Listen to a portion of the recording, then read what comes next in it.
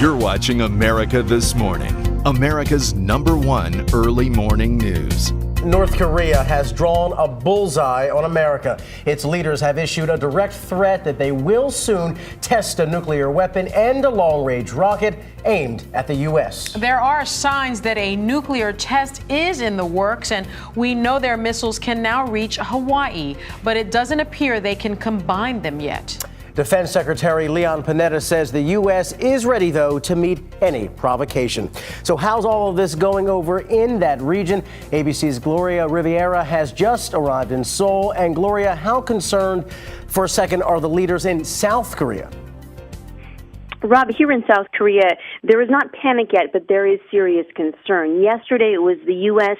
Today, North Korea directed its threats in this direction. North Korea warned there would be, quote, strong physical countermeasures against South Korea if it takes direct part in the tougher U.S.-backed sanctions recently passed at the UN. And analysts say American intelligence, international agency intelligence, it all concludes that the North Koreans' nuclear and missile capabilities are getting more sophisticated, slowly but surely, and that is a concern to South Korea and to the rest of the world. Well, Gloria, what does all this tell us about the North's new leader, Kim Jong-un? Sunny, with a new leader, there's always a bit of hope things will be different. Of course, his father, Kim Jong-il, was caught up in a cycle of threats and then tests and talks about denuclearization, then walking away from the table. It looks as if Kim Jong-un, the new leader, is following in his father's footsteps, unfortunately. North Korea appears to have turned its back on restarting six-party talks.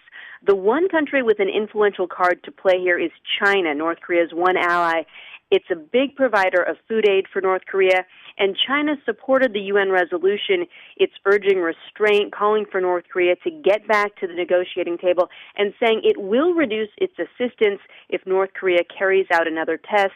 That is not what Kim Jong-un wants to hear, but it's new, and many are hoping it doesn't fall on deaf ears.